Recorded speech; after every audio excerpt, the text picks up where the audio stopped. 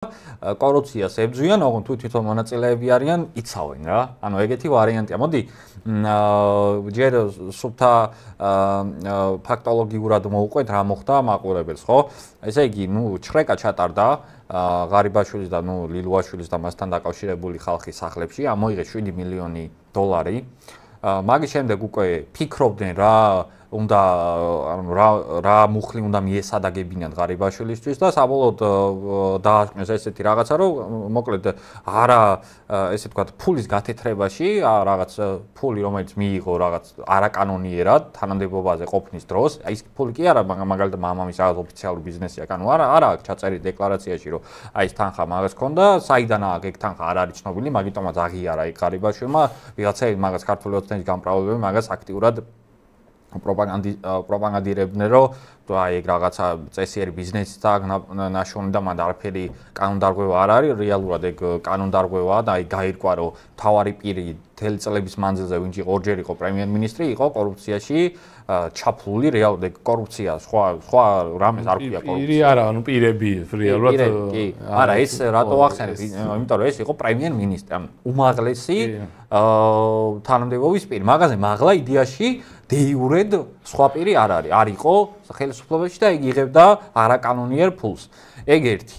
და ეხლაც კითხვები რო ჩდება, რომ პოტენციურად შეიძლება სხვებიც ხო არ არიან ჩართული, რა თქმა უნდა არიან, კაცო, ანუ ეგ გასაგებია უბრალოდ, მანდ რაღაცები შეიძლება დაპირისპირება მოხდა, ან ძალიან ბევრი ფული მოტეხა მაგებს გავარჩევ და მოდი აი სანამ სხვა თემებზე გადავალთ, ხო, ეს მილიონიანი გირაო დაუწესეს და გამოუშვეს. ეხლა სხვა პროცესები როგორ გამვითარდება და რა შეიძლება პოტენციურად გამოჩნდეს კიდე მაგის ვარაუდი შეიძლება და მაგის ვარაუდი კი არა, მაგას დაველოდოთ და პრინციპში ვნახავთ მაგას ძალიან მალე და მოდი აი ვარაუდები ვთქვათ რა შეიძლება ყოფილიყო, აი ეხლა რა ხდება ზოგადად აი თქვენი აზრით რასთან გვაქვს საქმე? ჩემი აზრით ხა რომ მოусმინე პროკურატურის ბრიფინგს, ესეთი განწყობა შემექმნა, რას გვიტოვებდნენ, ანუ რას ემსახურებოდა ეგ ბრიფინგი რა. ღარიბაშვილზე თქვეს, რომ ესე პირდაპირ არ ახსენეს კორუფცია და არ ახსენეს რომ ფულს იპარავდა, უბრალოდ თქვეს, რომ არარეგულარული გზით იშოვა ფული რაღაცა ბიზნესებით და იქიდან, რომ დეკლარაციაში არასახა და ეს გაათეთრა, ანუ რაც რა თქმა უნდა დანაშაულია და რაც ღარიბაშვილმა აღიარა რა. და ამის გამო, გირაოზე ვიმსჯელებთო და მართლაც 1 მილიონიანი გირაო შეუფარდეს, ხო? ანუ და რატო გააკეთეს ჩემი აზრით ეს?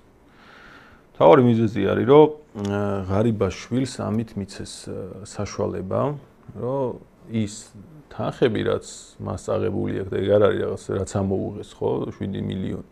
გაცილებით ასობით მილიონზეა საუბარი, დრო აქვს, რომ ის თანხა მოიტანოს. თუ მაგ თანხას მოიტანს, მერე იტყვიან, რომ აი მხოლოდ ეგ დარჩება რა, გამოძიება მანდ მორჩება, რომ რაღაცა ბიზნესი ქონდა, პრემიერია, კაცი ხა ხელფასზე ხო არ იცხოვრებდა, ან მაგ პროპაგანდას შეუშვებენ მერე რა. და რაღაც რამდენიმე მილიონი იშოვა ამდენი წლის მანძილზე რა გიკვირთ ხა ყველა შოულობს რა, ეგ პროპაგანდა შეუშვან და თუ არ მოიტანს, მერე გაგრძელდება გამოძიება. ხო ნახეთ არა, ცოტა ხნის წინ 700 მილიონის გათეთრებისთვის დააკავეს ვალუტი პუნქტის ჯიხური ქონდა რაღაც პატარა და იმის მეპატრონე, ხო, თვითონაც რო არ იყო აზრზე რა. ხო და 700 მილიარდი დოლარი გათეთრდა რა და ეგ ფული საწავიდა. 700 მილიონი. 700 მილიონი უგასრებოდ. ანუ ეგ ფული რა თქმა უნდა ღარიბაშვილის, ლილუაშვილის გარეშე ხო არ გათეთრდებოდა და არა მარტო ეგ კიდე თელ მაგ ჯგუფს ასე ვთქვათ, ბევრი ფული აქვს გაწეული, უხეშად რო ვთქვათ და ამ ფულის მოტანაზე მიდის საუბარი. და არა მარტო ამ ფულის მოტანაზე მიდის ახლა საუბარი ჩემი აზრით, ანუ რა ხდება მან რა, უბრალოდ რო ღარიბაშვილი კორუფციაში ყოფილიყო ჩართული, ხო, მაგას მარტივად მოუგვარებდა ივანიშვილი და გააჩერებდა იმ თანხას მოვატანებდა ჩუმად. რომ არ დაჭირდებოდა აქ რაღაც გამოძიებები და ჩხრეკები და ასე შემდეგ რა. მაგრამ მთელი ეს პროცესი რაც ამას თან ახლდა. ღარიბაშვილი, ლილუაშვილის ეს კლანი და რა გუნდიც ყავდა და საკმაოდ დიდი ძალაუფლება ჰქონდათ მათ, ხო? ისინი გაანეიტრალეს. მათი მხარდამჭერი სახელოვანი სპორტსმენები დააკავეს და ასე შემდეგ რა. ანუ ბევრი ადამიანი, ვინც ამ ჯგუფის გარშემო ტრიალებდა, ის ხალხი გაუნეიტრალო. ამიტომ მე ვფიქრობ, რომ ეს უბრალოდ ფულის ასე ვთქვათ ოფშიაქში მიტანა არ მიტანას არ ეხებოდა, ეს ეხებოდა იმას, რომ ამ ხალხმა დიდი ძალაუფლება აიღო, ბევრი ფული იშოვა და შეიძლებოდა ბიძინა, ასე ვთქვათ, გვერდით გაეწიათ. ამიტომ ბიძინა ამ ყველაფერს ან ადრე მიუხვდა, ან კობახიძე მიახვედრა ამას შემდეგ და საბოლოო ჯამში მოხდა ის, რომ ღარიბაშვილის ეს გუნდი გაანეიტრალეს. ლილუაშვილის ახლობლები ისინი უფრო დიდი დაიჭირეს, ხო? 9-12 წლიანი სადაც შეიძლება ემუქრებათ. და ანუ მთლიანად ეს ამ გუნდს უნეიტრალებენ რა და თუ ღარიბაშვილი მოიტანს იმპულს რამდენიც არის და გუნდიც აღარ ეყოლება და ძალაუფლება საერთოდ აღარ ექნება, მაშინ შეიძლება აღარც დააკავონ და დატოვონ ისე რომ აი მე რა მოხდა პრემიერი იყო და რამდენიმე მილიონი ბიზნესით გააკეთა რა. ანუ მან ერთი საინტერესო დეტალი არის რომ გავიხსენოთ როგორ წავიდა თავიდან ღარიბაშვილი, იმიტომ რომ წინა წელს ბიზინა როცა დაბრუნდა, იქ წინა ეთერში თქვი რომ საპატიო თავმჯდომარის სტატუსი დაიკავა და ჟურნალისტებმა დაუსვეს კითხვა, მიდის თუ არა ღარიბაშვილი. თქვა რომ არა, ღარიბაშვილი დარჩება თანამდებობაზე, როგორც იყო ძალიან ღირსეულად ატარა საკუთარი ჩინი და ატარებს თან როგორ გათქვა იცი? ანუ მე ვერც გადავაყენო, მე რა უფლება მაგადავაყენო და გადააყენა. ხო და გასული არ იყო ალბათ 10 დღე, სადღაც ან რამდენიმე კვირა მაქსიმუმ რა. და ღარიბაშვილი გადადგა და ირაკლი ყობახიძე ინიშნება. გადადის ეს ინიშნება როგორც პარტიის თავმჯდომარე ღარიბაშვილი. ოღონდ პარტიის თავმჯდომარე სტატუსია თან მართველი პარტიის თავმჯდომარე რო ხარ, ნუ გასაგებია რომ მედიებშიც უნდა დაგიძახონ, იქ რაღაც უნდა გამოჩნდე უფრო ხშირად და ღარიბაშვილი ეგ სტატუსი აიღო თუ არა გაქრა. ანუ საერთოდ აღარ გამოჩენილა საერთოდ. არჩევნები წინა პერიოდი იყო საპარლამენტოსი და უბრალოდ ესე ვერ გააქრობდნენ რა. თან საკმაოდ ასე ვთქვათ, ცნობადი და ერთ-ერთი წარჩინებული იყო ქართული ოცნების ხარდამჭერებს შორის, იმიტომ რომ ნუ პატივს ცემდნენ. ფაქტია, ყობახიძეზე მეტად ცემდნენ პატივს ღარიბაშვილს. ეგ ფაქტი არის. აი, ყობახიძე რო დღეს ეგეთი ვიღაც ბრალდები დააკავონ, ეგეთი ამბავი არ ატყდება ქართული ოცნების ხარდამჭერებში, როგორც ატყდა მაგალითად ღარიბაშვილს. ეგ ძალიან საინტერესო დეტალია და მაგის მერე უკვე არჩევნების დროსა და მაგის შემდეგ გაანეიტრალეს ეს ღარიბაშვილის ფრთას, რასაც უწოდებენ, გაუშვეს სამსახურიდან და ეხლა არჩევნებმა გადაიარა და ეგრევე დაიწყო რაღაც გამოდიებები. საინტერესო დეტალი. მარტო ჩნდებოდა ხოლმე რეგიონებში მიდიოდა ხოლმე ხანდახან შეხვედრებზე რა, უბრალოდ საუბრობდა და დინარაძე ყავდა ხოლმე სულ გვერდით რა. ალბათ მიუჩინეს მაშინ დინარაძე ასე ვთქვათ ღარიბაშვილი. ხო და ნუ არის ორი ვარიანტი იდეაში, ნუ შეიძლება მომავალში კიდე რაღაცები გამოჩნდეს, მაგრამ ნუ ერთი არის რომ აი უზარმაზარი თანხები მოიპარა და მოიპარეს და გაათეთრეს, რა თავისუფლად შეიძლება კი ბატონო, უბრალოდ მან ერთი დეტალი არის, მიუხედავად იმისა დაიჭერენ, გასაგებია თუ არ დაიჭერენ და ამან სიტყვაზე ფული მიიტანა, გასაგებია რომ ლოგიკაში იჯდება რაღაცა, მაგრამ ჩემთვის რა არ ჯდება ლოგიკაში, რომ შარშან ბიძინამ რატო თქვა, აი ესე უცებ 10 დღეში რატო გადაითქვა ის რომ ღარიბაშვილი აღარ რჩება თანამდებობაზე, პრემიერ-მინისტრი აღარ არის, როცა ბიძინა პირდაპირ თქვა რომ რჩება ეს ადამიანი თანამდებობაზე და უცებ რატოში რა შეიცვალა 10 დღეში ან 2 კვირაში ან თუნდაც ერთ თვეში რა უნდა შეცვლილიყო ისეთი რომ ეგ ცნობილი არ ყოფილიყო ან რაც წყვეტავდა მაშინ რატომ მოიტყუებოდა ბიძინა ივანიშვილი ერთი კიდადრე რომ უბრალოდ იმიტომ თქვა რომ მე მაგით ვარ შემოვდივარ რომ ეს გადავაყე ისი არ გამოჩენილიყო ეხლა მოვედი და ამას ვაგდებ რა. ეგ მაინც იგივე გავაკეთა და მაგრამ იქ თქვა რომ ღარიბაშვილმა დავიღალე წავედიო რა. ანუ ეგეთი ანუ ხალხის დასახაკად ეგრე არის ხო? თვითონ ვერ სიტყვა და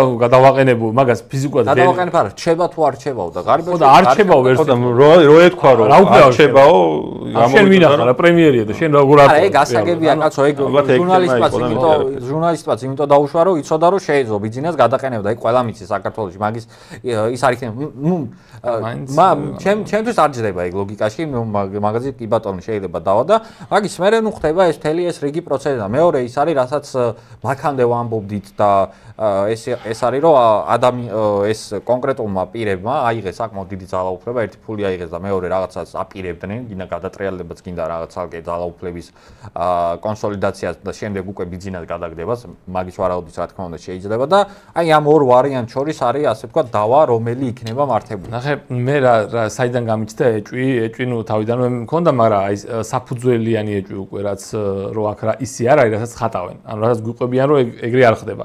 ჩემი ეჭვი საიდან წამოვიდა რომ აი მუხლი ხო რაღაც ჩხრეკა რო ტარდება, ხო საიდან როგორ შეიძლება რომ ჩატარდეს ჩხრეკა. რაღაცა მუხლი უნდა მიუტანო მოსამართლეს, მოსამართლემ კი გაჩხრიკეთ და მე ამ მუხლით მიდის ჩხრეკა და მუხლი რო არ იცი საერთოდ რა მუხლით მიდის ჩხრეკა და აი რაღაცა და რაზე დაკვალიფიცირდება, აი ნახოთ რა იქნება და აი ეს ერთი, მე მეორე აღიარა უკვე. აი ეს მომენტია რომ აღიარა და კიდე ეკითხებიან რომ აი რა მუხლით ეხა რა ხდება და აი ეხა ჩვენ მოვიფიქრებთ.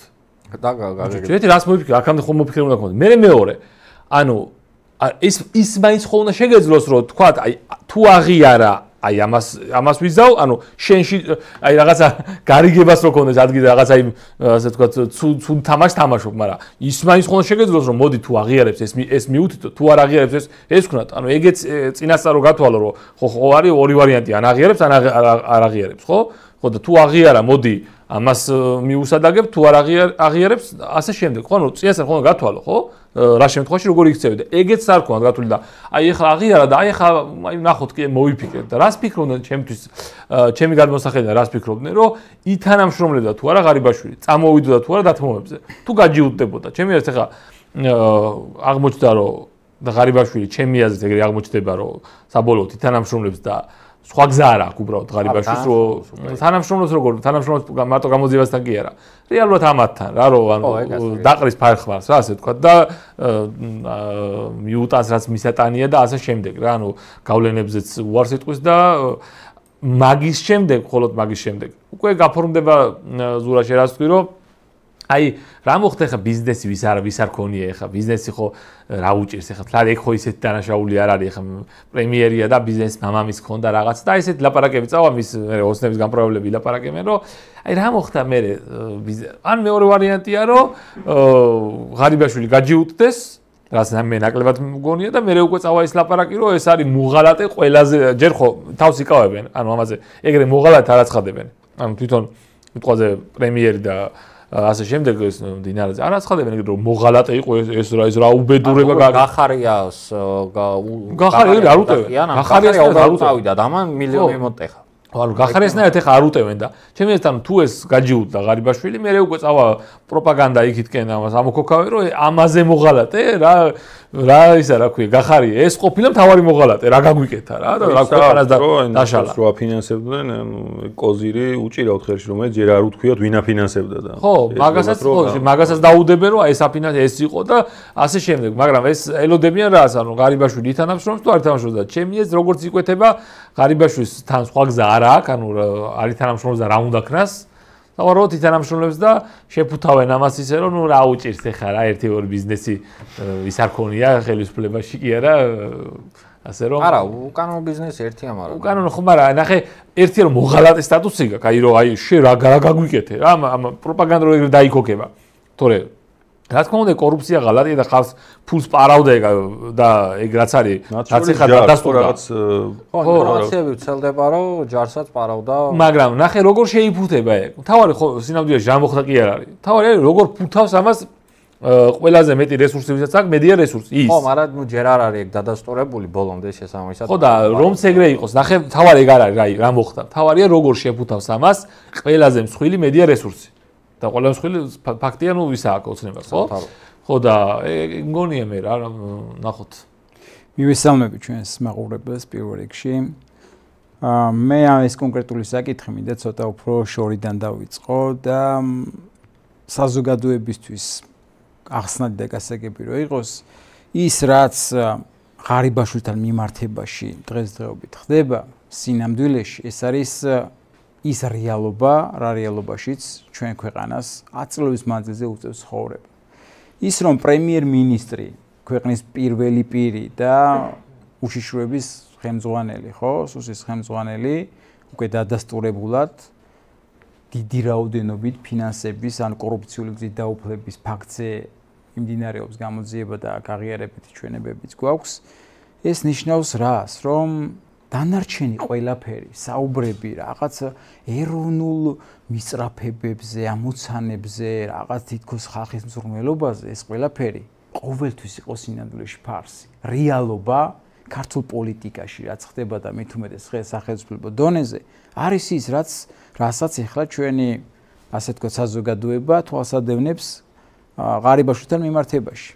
დანარჩენი ყველაფერი არის ტყუილი და არ უნდა მიუდგეს საზოგადოება ისე, რომ თითქოს ეხლა დღეს და ღამეს ათენებენ ან ღარიბაშვილის ხელისუფლება, ან ეხლა კობახიძის ხელისუფლება ღამეებს ათენებს რა პრობლემები მოუგვარო საქართველოს მოსახლეობას. სამწუხაროდ ეს არის რეალობა. და დანარჩენი ყველაფერი არის უკვე შეფუთვის საკითხი. რაც შეეხება დეტალებში რომ ჩავიდეთ, რა ხდება ღარიბაშვილთან მიმართებაში, რა თქმა უნდა, სისტემამ გამოიტანა ის კონკრეტული ფაქტები, რაც ამ მომენტისთვის საჭირო ჩათვალა. და თუ მოხდება ისე, რომ მათი გეგმის მიხედვით არ წავა და ღარიბაშვილი აქ რაღაც წინააღმდეგობას გაწევს, ბუნებრივია, რომ ბევრად მძიმე ბრალდებებით, ბევრად მძიმე ფაქტებით წარსდგება გამოიტანენ ამ ყველაფერს. და მე შესაბამისი პროპაგანდა თავის ტელევიზიაში. რა თქმა უნდა, შემთხვევითი არ არის ის, რომ ჯერ კიდევ არ არის ხო ყველაფერი გარკვეული, თუნდაც რა მუხლით მიმდინარეობს, იმიტომ რომ ეს ყველაფერი არის მოლაპარაკებების პროცესში. თვითონ ღარიბაშვილი მარტო ის ხო არ არის, რომ რაღაც სასამართლოზე მივიდა, სასამართლომდე სანამ მივიდოდა საქმე. რა თქმა უნდა, მას არაოფიციალურადაც, როგორც ოფიციალურად ასევე, მათთან მოლაპარაკებები იქნებოდა და ის რომ ღარიბაშვილმა აღიარა და თანამშრომლობს, ეს ნიშნავს იმაზე, რომ რა მოთხოვნებით სისტემამ წაუყენა, ეგ მოთხოვნები მიიღო და მზად არის, რომ სისტემის მიერ ნაკარნახებ მოთხოვნები დააკმაყოფილოს. ჩვენ რასაც ეხლა ვადენებ თვალს, არის ეგ სინამდვილეში. და ჩვენ ცუდი და ტრაგიკული და დრამატული არის ის, რომ ღარიბაშვილის ამ კონკრეტული кейსით თუ ლილუაშვილის არაფერი კი არ შეიცვლება, კაცო. ყველაფერი ისე გაგრძელდება იმ ბიზნესებს, იმ რაღაცა წილებს, სხვა ადრესატები, სხვა პატრონები ეყოლებათ უკვე არსებულ ხელისუფლებაში და ყველაფერი წავა გაგრძელდება ისევ ძველებურად სინამდვილეში. სისტემა მაგით არ შეიცვლება. საზოგადოებას რაც შეეხება, მე მიტყოდი რომ რავი დრამატიზმის პიკში ვართ, როდესაც დღესაც მათ შორის ხშირად ვნახავთ როგორც კომენტარებს ასევე გამოხმაურებებს, რომ აი რაღაცა ღარიბაშვილი ეროვნული პრემიერ-მინისტრი იყო და ქვეყნის პატრიოტია და ასე შემდეგ. ომს აგვარიდან ხო, რაღაცა ილუზიები, რაღაცა ზღაპრები და აქედან დასკვნა არის ერთადერთი, რომ დღევანდელ საზოგადოება, დიდი ნაწილი რა თქმა უნდა ყველას არ ეხება, ამ ილუზიებში კომფორტულად გზნობს თავს. ის რაც აღიარა კონკრეტულად ღარიბაშვილმა, მაგაზეც კი რაღაცა ზღაპრებს იგონებენ ტიპები, რომ რაღაცა ესე კი არ არის, აი ესია და აი მან და არის არ ვიცი უბრალოდ გამოსავალი მათ შორის ჩვენს ფლანგზე ადამიანები, რომლებსაც გულწრფელად აწუხებთ და ზრუნავენ, რა შეიძლება იყოს ამ ქვეყნის გამოსავალი, მან ყველამ რაც უნდა გავითვალისწინოთ, ჩემი აზრით არის ის, რომ იმ ფლანგზე, ვინც დაუშვათ და იგივე ღარიბაშვილის დღესაც სტარს უკრავს და კობახიძეს, რაც არ უნდა მოხდეს, ქვეყანას რა უბედურებაც არ უნდა დამართონ, მათი პოზიცია არ შეიცვლება რა. რაც არ უნდა, ასე ვთქვათ, დრამატული მოვლენები გავგრძელდეს. ამ რეალობაში არის მოსაძებნი გამოსავალი იმის, რომ ქვეყანა არ დაიყოფო საბოლოო ჯამში, თორემ ის მარაზმი და სიგიჟი, რაც ჩვენ წლების მანძილზე ვუყურებთ, ისე გაგრძელდება და ტაშის დამკვრელებიც არ მოაკლდება ჩვენ და საუბედურება. ბატონო, ეგ მართლა ეგ ერთ-ერთი მთავარი ტრაგიკული მოვლენა სწორედ ეგ არის. სანამ გავაგრძელებ, მაგამდე იყო, სანამ ღარიბაშვილი მივიდოდა სასამართლო პროცესზე, მაგამდე იყო უცნობის რა მუხლი ქონდა, წავიკითხავ მართლაც სისხლის სამართლის კოდექსის 194 მუხლის მესამე ნაწილის ქვეპუნქტის წარედგინა, რაც გულისხმობს უკანონო შემოსავლის ლეგალიზაციას. ეხლა ოფიციალურად ეს ასე ვთქვათ მუხლი აქ წარდგენილი ღარიბაშვილის. ოღონდ პრობლემა რაში არის, იცი რომ ესე იგი, რაღაც მილიონობით ლარი მოიპარა. 1 მილიონი წარედგინა რომ გირო უნდა გადაიხადოს და როცა მაგალითად ერთი ტრაგიკული მოვლენა ის არის რომ მაგალითად ნებისმიერი ადამიანი აი ხა აქ ვიმძივართ ნებისმიერი ადამიანი რომელიც მთავრობასთან დიდად კავშირში არ არის რავი რომ შევიდეს და პორი მოიპაროს მაღაზიიდან სიტყვაზე ვანა გინდა მაღაზიიდან გინდა რაღაცა აი ცერეხული გნობა ჩაი ციხეს დააშენებენ თავზე კაცო აგერ 5 ივლისს ყველას კარგად და 5 წლიანზე ჩასვეს ტყუილად საერთოდ არაფერი რო არ ჩანდა კამერაში რომ რამე დააშავა თუ არა კონკრეტულმა ადამიანმა ეგენი შენ გაუშვეთ 3 წლიანზე და 5 წლიანზე და ამ შემდეგ და ეგ ტრაგიკული მოვლენაა, ანუ ვიღაცა ადამიანი, თავარი ხელისუფალი პარავდა ხალხს ფულს, გაირკვა, გამოიტანეს სააშკარაოზე და რა ირკვევა, რომ მილიონს გადაიქცეს, როცა 100 მილიონი აქვს და ძალიან ბევრი ფული აქვს მოპარული, ხო? გასაგებია, რომ მან 7 მილიონი უბრალოდ თუ რამდენი ზედო მაგას კონკრეტულად სახში, ეგ გასაგებია. ჩვენ ვწოდით, რომ ღარიბაშვილს შეიძლება შესულიყო მაგის სახში და დაეკავებინ მაგის, ანუ ხმები გამოდიოდა და ეგ ხმები თუ გამოდიოდა, ღარიბაშვილზეც იქნებოდა. მაშინ რატო დატოვა ეგ ფული და რატო არ გადამალა, ხო? ეგ გასაგებია, რომ მან კონკრეტული შეთანხმება იდო, მაგიტომაც ძალიან იოლად თანამშრომლობს ღარიბაშვილი. ამ შემთხვევაში პოლიციასთან და შესაბამის ძალებთან ეგ გასაგებია რომ ეგ ღარიბაშვილმა იცოდა მაშინ ძალიან ალოგიკურია თუ სხვა სამხილი ოცნებას არ ქონდა ღარიბაშვილის წინააღმდეგ მართლა რატო ტოვებ სახში ანუ დებილი ხარ ანუ ეგრე დგება მართლა საკითხი შესაბამისად ეგ ძალიან დიდი პრობლემაა და მოდი რა გაირკვა აი ხო არის ვიღაც ნაცებს გვანან ვიღაცები რომ თქვენ ნაცებს დაემსგავსეთ და რაღაცა და ნაცებზე უარესები ხარ ხო ნაც ნუ კიდე ცალკე ასე თქვა ძალიან ბიდათ ხო და ამორალური საქციელი და მოდი რა გაირკვა რა ქართულ ოცნებას ნაცების გავსად რა გაუკეთებია მარტო მაგას ვიტყვი რა ერთი კი ბატონო ციხეებში და რაღაცა ძვლებში არ ამტვრევენ ხალხს და რაღაც კატასტროფას არ უკეთებენ ქართულ დანარჩენი რაღაც ბიზნესის ახევა ვიღაცეებისთვის ну არა ინდონეზე გასაგებია მაგრამ ну მაგაზე რომ მონაწილეობს აგერ რავი მთელი რიგი ეს ის რო იყო რა ქვია კოლ-ცენტრების თემა მაგალითად მანდაც ისეთი უკანონობა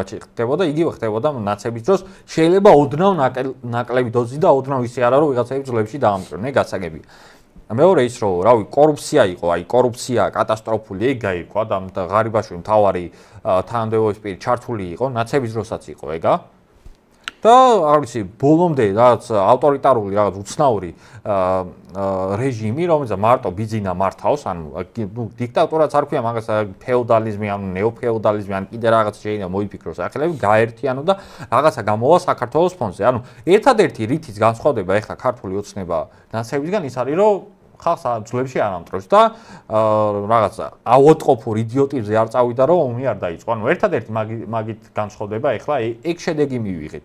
და მაგას რო ეუნები ქართული ოცნების ხარდამჭერებს, ეგ ხო უკეთესია მაინც. ძვლებში არავინ არ გამტრევს და რავი ვიღაცა სააკაშვილივით რაღაც აუოტყოფური ნაბიჯი არ გადადგა რომ საქართველოს განადგურებულიყო რაღაც 2008 წელში გაცილებით უარესი მოხდებოდა 2022 წლიდან ჩვენ რაღაც იდიოტური ნაბიჯები რო გადაგვედგა და ეგ სხვათა შორის კონსერვატიული ნაწილის საკმაოდ დიდი დამსახურებაა რომ ხალხს რაღაცა გააგებინა რეალურად რა ხდებოდა და რა ცდილობდნენ საქართველოში ჩვენი მტრები ხო რეალურად ეგ ეგრე მოხდა შესაბამისად მაგას კონცეფტს რო ეუნები და ქართული ოცნების ხარდამჭერებს, ну, მაგათი მთავარი არგუმენტი ეგ არის, რომ ეხლა ხომ მაინც უკეთეს მდგომარეობა ძვლებში არ გამტრევენ და ბიჭო, мотиваცია ხო უნდა გქონდეს, რომ ცოტა მეტი ძვლებში არ გამტრევენ, გავიგე, ეგ მინიმუმზე მინიმუმი კი არა, აი ბუნებრივი მოცემულობა, ადამიანური მდგომარეობა, რომ ვიღაცა ძვლებში არ გამტრევს, მაგრამ მეტი ხო შეიძლება მოითხოვო, ანუ ყურძენი რო 12 წელია ერთი ლარი ღირს თუ რავი, ლარნახევარი თუ რა ღირს. 12 კი არა, მე მგონი მიშას დროსაც ეგრე იყო და რავი მე მგონი შევარდნა ამის შევარდნა ეს ცხოვრება ხო უნდა გინდოდეს რომ ქართულ ოცნებას ის იმაზე კაი მადლობა უხადე რომ ძვლებში არ გამტოვეს ბაზარი არა მე არ ვაპირე მაგაზე არავის მადლობის ხდა ეგ ბუნებრივი მოცემულობა ნებისმიერ ნორმალურ ქვეყანაში ეგრე უნდა იყოს კი ბატონო, მაგრამ მე ხო შეიძლება რაღაცა მოითხოვო, რომ უკეთესი რეალობა დაგიდგეს, ქვეყანას დაუდგეს უკეთესი რეალობა ტერიტორიებზე, რაღაცა ხმა მოვიღოთ და მართლა 13 წელია ხელისუფლებაში რაღაც ძალა რო არის და შენ ტერიტორიები ოკუპირებული როა და მაღაზე ხმას რო არ იღებ, ხელისუფლება მაღაზე ხმას რო არ იღებს. ეგ რავი, პირდაპირ აი ირიბი ღალატი არის, ეგა თუ შეიძლება მაგას სახელი დავარქვათ, იმიტომ რომ დრო გადის და ტაოკლარჯეთი, რავი, 100 წელს წინ დავკარგეთ, რა მეტი დიდი რო კი არ გასულა. ვინმეს ახსოვს ეხლა ტაოკლარჯეთი, თუ ესე უბრალოდ აი ხანდახან ახსენებენ ხოლმე. 100 წელია დაახლოებით გასულა.